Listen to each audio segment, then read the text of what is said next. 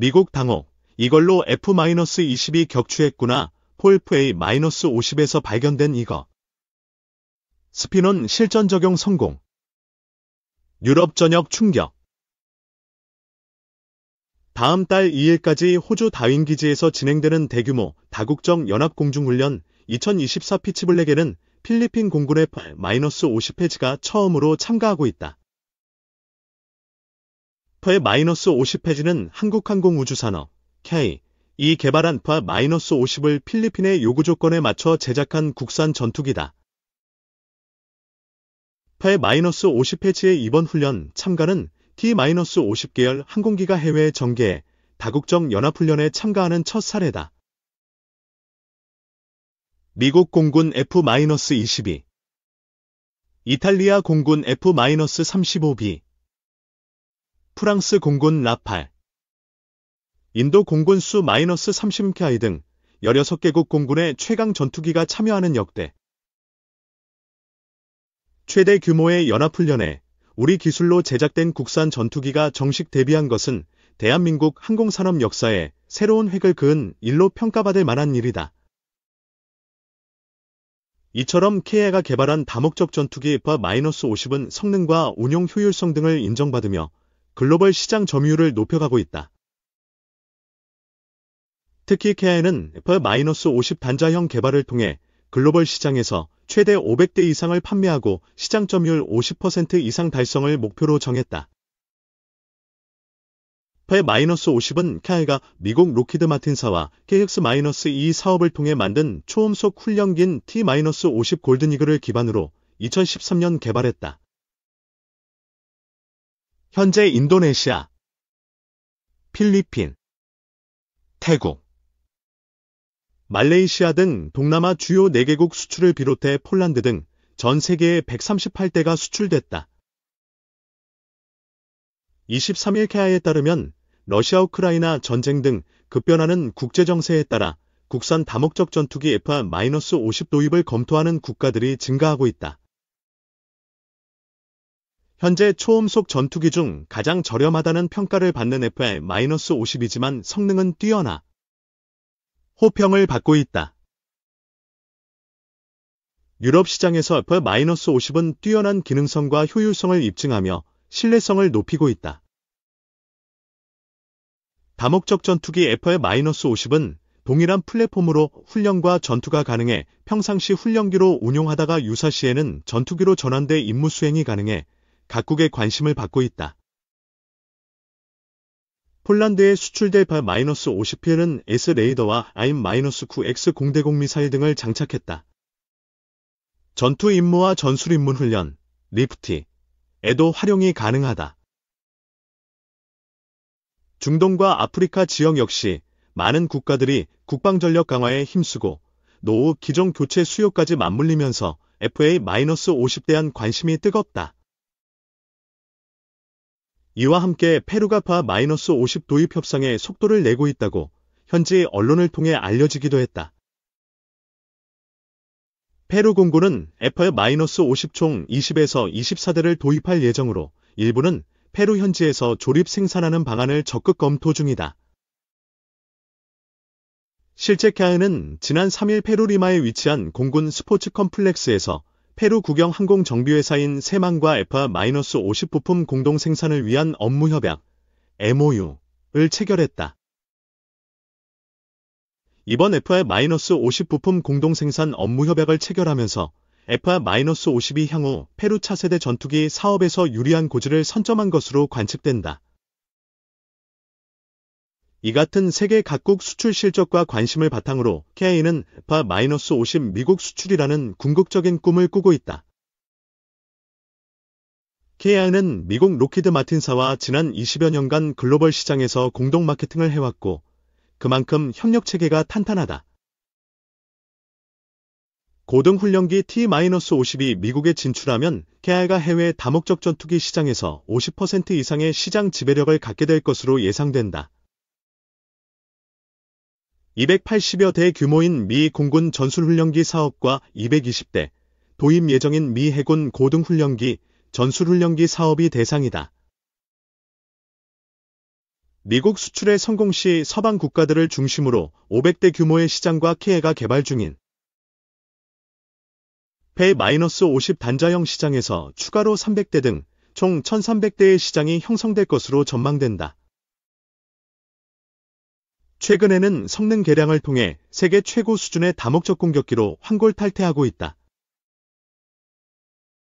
성능 개량형 F-50은 최대 단점인 짧은 항속거리 확장을 위해 공중급 유장치와 표적 식별, 추적 및 원거리 교전 능력을 향상시킬 주야간 표적 식별 장비로 정밀 폭격을 유도하는 스나이퍼, 타기팅 포드, 헬멧 시연 조준 장치 등 신형 항공전 자장비 등을 갖췄다. 이 한국전쟁 때도 맹활약. 미국이 탐내는 한국의 105mm 포탄 포커스 인사이드. 2022년 2월 24일 러시아가 우크라이나를 침공하면서 전쟁이 발발했을 때만 해도 전력이 우세한 러시아가 쉽게 승리할 것이라고 예상한 이들이 많았다. 하지만 우크라이나의 결사항전과 서방의 대대적인 지원에 힘입어 그해 가을부터 전선이 소강 상태에 빠졌다.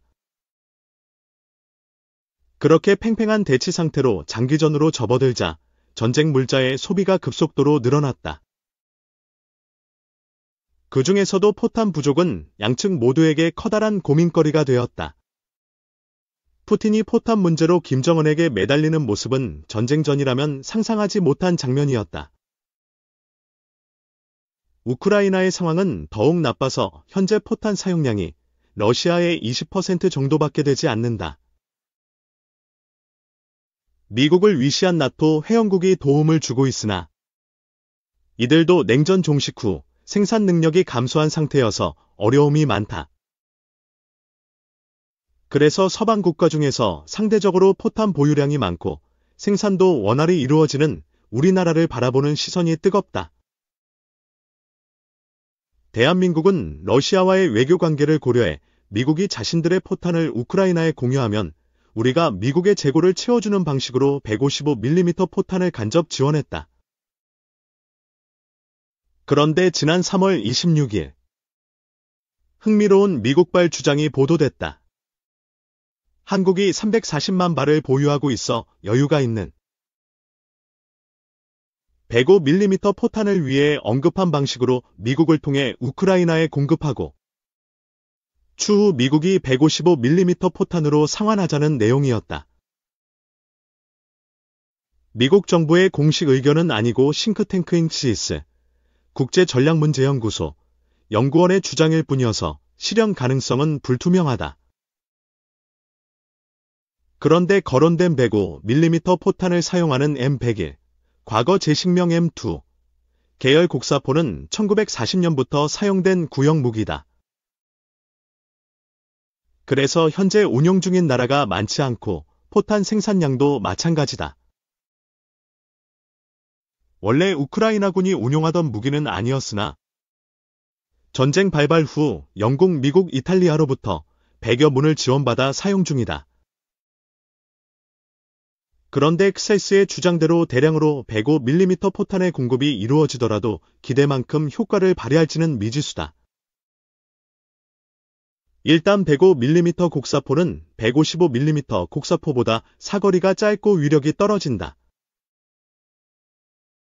물론 없는 것보다야 낫고 우크라이나가 주는 대로 무기를 받아 싸우는 처지여도 전장이 거대한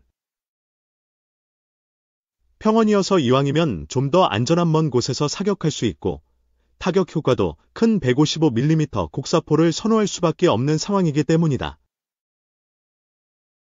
앞에 언급된 포탄의 재고량으로 알 수 있듯이 현재 대한민국은 전 세계에서 105mm 곡사포를 가장 많이 보유한 나라다. K9, K55 같은 155mm 자주곡사포와 캐드 179 155mm 견인곡사포가 국군의 주력이 됐음에도 M101은 자주포로도 개량해서 사용하고 있을 정도다. 사거리가 짧아도 우크라이나와 달리 국토 대부분이 산악인 한반도에서는 105mm 곡사포가 담당할 수 있는 역할이 여전히 많기 때문이다. 105mm 곡사포는 6.25전쟁 개전 당시부터 놀라운 활약을 펼쳤다. 3일 만에 서울을 내주었기에 일방적 패퇴라고 생각하는 이들이 많지만 남침 당시 수적으로 2배, 화력까지 환산하면 5배가 넘는 전력을 보유한 북한군이 38선에서 50km 떨어진 서울까지 오는데 3일이 걸렸다면 결코 국군이 쉽게 밀린 것이 아니었다. 실제로 4개의 남침 축선 중에서 의정부 축선을 제외한 나머지 지역에서 북한군은 상당히 고전했다. 이렇게 된 데는 여러 이유가 있지만 M3 곡사포가 엄청난 역할을 담당해준 덕분이기도 했다. M3는 미군이 공수부대용으로 사용하기 위해 포신을 단축한 모델인데 사거리가 M101의 절반인 6.5km에 불과했고 포구 속도도 느렸다. 제2차 세계대전 당시의 성과도 좋지 않아서 종전 후 많은 수가 폐기되거나 여러 나라에 공여됐다. 1948년 창군 당시 국군도 91문을 지원받았으나 그중 3문은 작동 불능 상태였다.